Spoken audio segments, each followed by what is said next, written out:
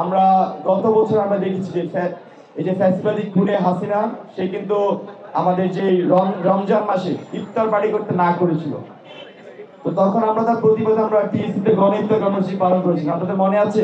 অনেক ছাত্র সংগঠন উপস্থিত ছিলেন সেদিন। তো এইবারও আমরা গণইফতার কর্মসূচি করতে যাচ্ছি এবং সেটা পহেলা রমজানে হবে। টিএসসিতে সকল ছাত্র সংগঠন সহ ঢাকা বিশ্ববিদ্যালয়ে যারা শিক্ষার্থী আছেন, যারা আমাদের এই আজকের এই কথা শুনছেন, সবাইকে আমন্ত্রণ রইল। আমরা ফ্যাসিবাদ মুক্ত বাংলাদেশে আমরা আবারও গণইফতার কর্মসূচি পালন করব। সবার আমন্ত্রণ থাকবে।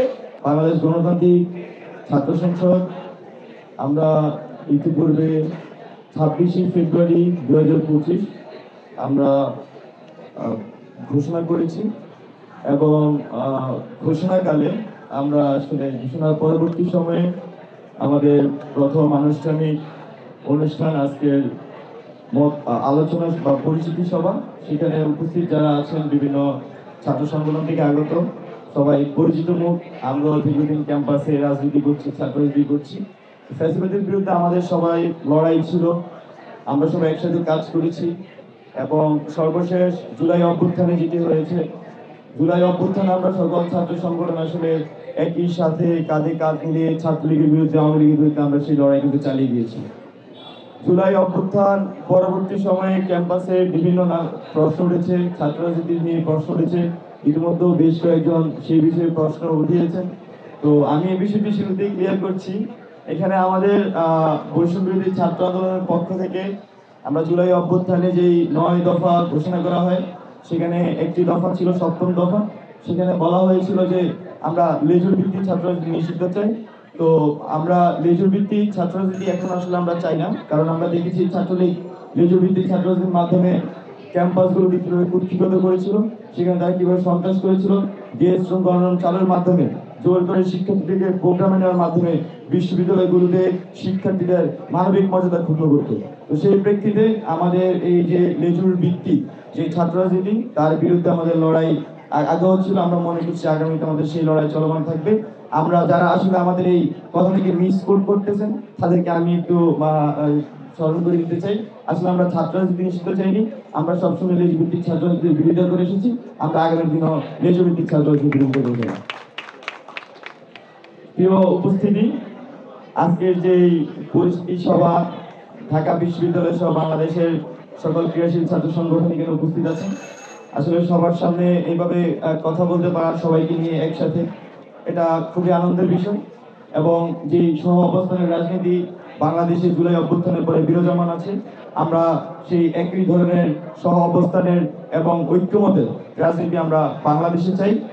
এবং একই সাথে বাংলাদেশ গণতান্ত্রিক ছাত্র সংসদের যে রাজনৈতিক প্রস্তাবনা, আমরা একটি মধ্যমপন্থী ছাত্র সংগঠন হিসেবে বাংলাদেশে কাজ করব। সেখানে আমরা যে দীর্ঘদিনের আওয়ামী ফ্যাসিবাদের যে বাইনারি পলিটিক্স ছিল, সেই বাইনারি পলিটিক্সের বাইরে গিয়ে এখানকার ছাত্রদের, এখানকার জনগণের রাজনীতি আমরা প্রস্তাবনা করছি।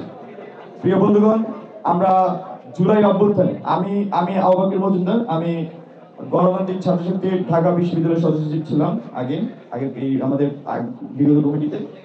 তো আমরা এখানে জুলাই অভ্যুত্থান বলি বা জুলাই অভ্যুত্থান আগে বলি, এখানে আমার ব্যক্তিগতভাবে এখানকার ডানপন্থী ছাত্র সংগঠন, বামপন্থী ছাত্র সংগঠন, মধ্যমপন্থী ছাত্র সংগঠন, সকল ধরনের ছাত্র সংগঠনের সাথে আমার কাজ করার অভিজ্ঞতা আছে। এবং আমরা জুলাই অভ্যুত্থানে যখন কাজ করেছি, জুলাই অভ্যুত্থানকে যখন আমরা সংগঠিত করেছি, তখনও আমরা এই সকল ধরনের ছাত্র সংগঠনের সাথে কিন্তু আমরা এক ধরনের ঐক্যে পৌঁছাতে পেরেছি। সবাই কিন্তু আমরা একই প্ল্যাটফর্মে বৈষম্য ছাত্র আন্দোলনে এসে হাসিনার বিরুদ্ধে সে লড়াই করতে পেরেছি। আমি আশাবাদী আগামী বাংলাদেশও আমরা যে মধ্যমপন্থী ছাত্র রাজনীতির এখানে প্রস্তাবনা দিচ্ছি, সেই মধ্যমপন্থী ছাত্র রাজনীতির মাধ্যমে আমরা সবাইকে ঐক্যবদ্ধ রেখে এই ক্যাম্পাস সহ বাংলাদেশের প্রত্যেকটি ক্যাম্পাসকে সন্ত্রাসমুক্ত এবং ঐক্যবদ্ধ রাখতে পারবো বাংলাদেশের প্রশ্নে।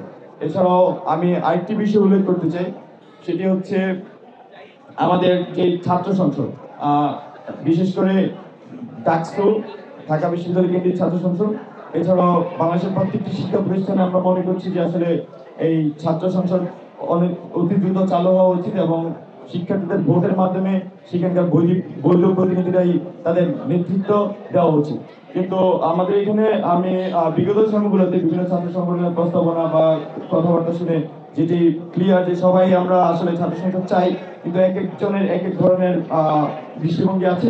তো আমি সবাই আজকের এই আমাদের পরিস্থিতি সভার মাধ্যমে আমরা আসলে একসাথে বসতে পারি কিনা এই বিষয়ে কিভাবে সমাধান করা যায় এবং বিশ্ববিদ্যালয়ে কিভাবে আমরা ছাত্র সংসদ ফিরিয়ে আনতে পারি, বিশ্ববিদ্যালয়ের মধ্যে আমরা গণতান্ত্রিক অবস্থা ফিরিয়ে আনতে পারি, সেই আহ্বান আমার সকল নেতৃবৃন্দের কাছে থাকবে।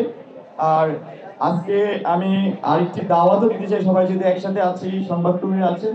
আমরা গত বছর আমরা দেখেছি যে এই যে ফ্যাসিবাদী খুনে হাসিনা, সে কিন্তু আমাদের যে রমজান মাসে ইফতার পার্টি করতে না করেছিল।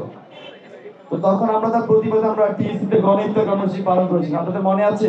অনেক ছাত্র সংগঠন উপস্থিত ছিলেন সেদিন। তো এইবারও আমরা গণইফতার কর্মসূচি করতে যাচ্ছি এবং সেটা পহেলা রমজানে হবে। টিএসসিতে সকল ছাত্র সংগঠন সহ ঢাকা বিশ্ববিদ্যালয়ে যারা শিক্ষার্থী আছেন, যারা আমাদের এই আজকের এই কথা শুনছেন, সবাইকে আমন্ত্রণ রইল। আমরা ফ্যাসিবাদ মুক্ত বাংলাদেশে আমরা আবারও গণইফতার কর্মসূচি পালন করব, সবার আমন্ত্রণ থাকবে।